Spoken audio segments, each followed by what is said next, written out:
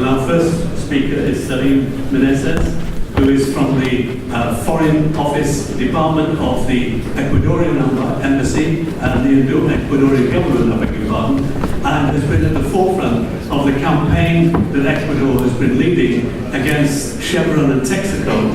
And I'll leave her to introduce the topic and to explain the issues that are concerned. Thank you.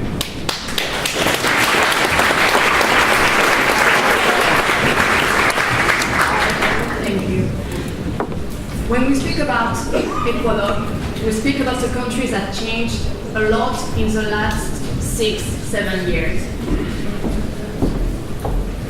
When I was living in Ecuador 7 years ago, the debt was represented 40% of what the state was wasting. It was 3 times what the state wasted in education, health, and social services. Now the situation is reversed, and the debt represents only 12.5% of what the state is wasting. It's a dream for a lot of European countries. When I was living there in 2006, oil companies were gaining 80% of the oil, the exploitation of the oil, and the state was only gaining 20%. Now the situation is reversed, and with the 80%, we're wasting in social services and renewable energies. Now the richest people pay the taxes. Before it wasn't the case. For example, last week it was declared that Álvaro Noboa, one of the richest person of the country, property, the Clementina, a big hacienda, will be given to the farmers that were working the place, working over there on the banana production, and they will have it as a cooperative. There will be a proprietor. Thank you. I'm sorry about my And we are the country in Latin America that most reduce the inequalities and that put more poor young people in universities thanks to scholarship. In fact, the only line of our general budget that has no limitation is in scholarship for young poor people. When I was living there before, everyone was saying there is no alternative. And we are making the proof that there are alternatives. That's why we have now to face big interests.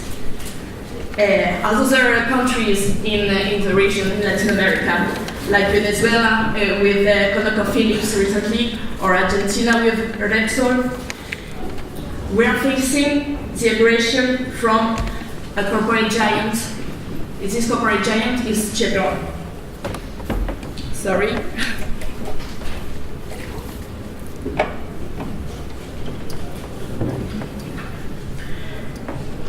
Chevron has been operating in Ecuador from 1964 to 1990. They signed a contract saying they would use the safest technologies. They registered safe technologies in the USA and used these kind of technologies, but they did not use them in the Ecuador. When they left the Ecuador, there were more than 1,000 oil pits with a huge pollution.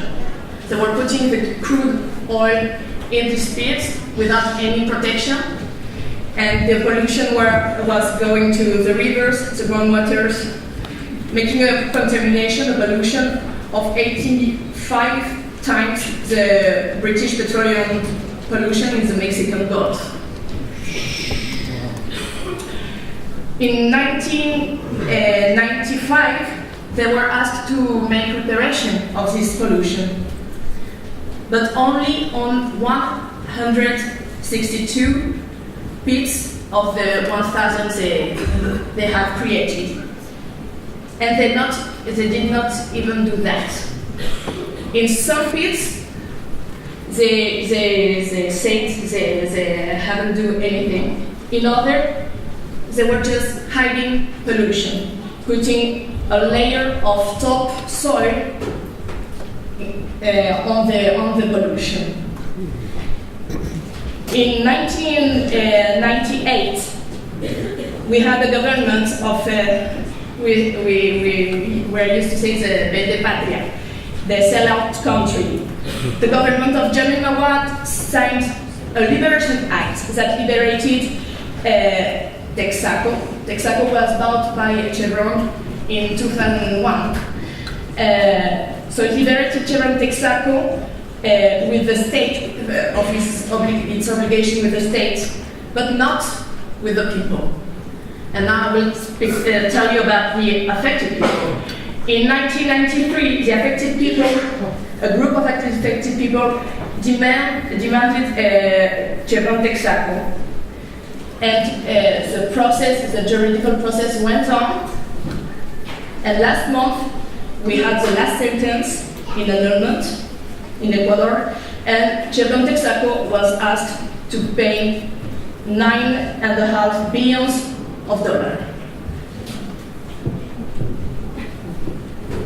But Chevron doesn't want to pay.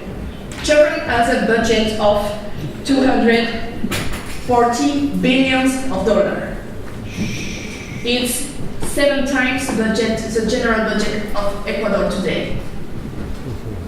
But they prefer to waste their money, millions of dollars, in a campaign against affected people and their lawyers, and in a dirty campaign against the state in order to delegitimate our justice, delegitimate government, and to try to make the government pay for what they did. Saying Petroecuador, the state-owned company, is responsible for what they did before 1990. Our struggle is a struggle of David versus Goliath. We are not fighting against the attacks of Chevron, attacks in the media, attacks, juridical attacks with millions we don't have. That's why we began the campaign called the Dirty Hand of Chevron. Our president began the campaign in September. Our foreign minister made a discourse in the United Nations to present a case. Our president last month made a discourse about it in the UNESCO in Paris. Over there you can see the picture exhibition showing the reality of this case in the polluted zone in Lago Agrio. It has been presented in 21 countries around the world. You can see how when you go to the Amazonia, you don't see anything abnormal. And then if you go and you look for pollution, if you throw the soil and you cut the soil with the machete, you will see how everything is crude oil consolidated. The pollution is spread all over the Amazonia. All the zone is absolutely polluted.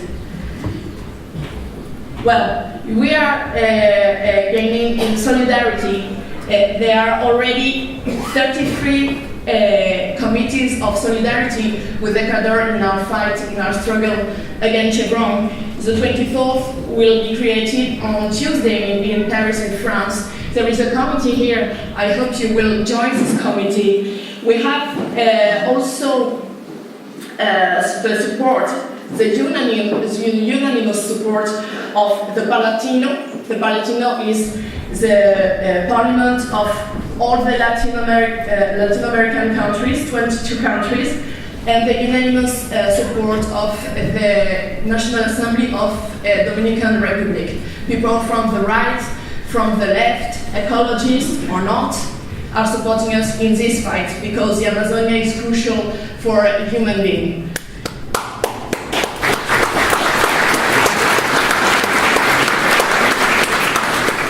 We need your help.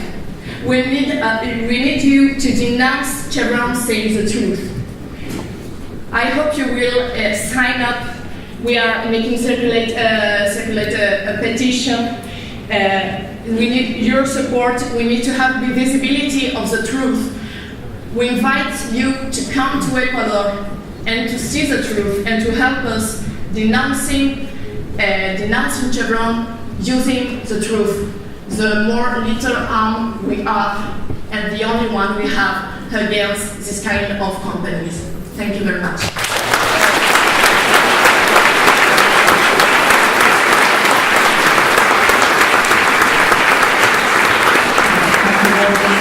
I'm sure this conference will help you to take back a message of solidarity from everybody who's here for the struggle that you're engaged in. She told me before the meeting that she's often followed around by a representative from Chevron Texaco. Well, if that person is in the room, can you tell them that she has the support of everybody here?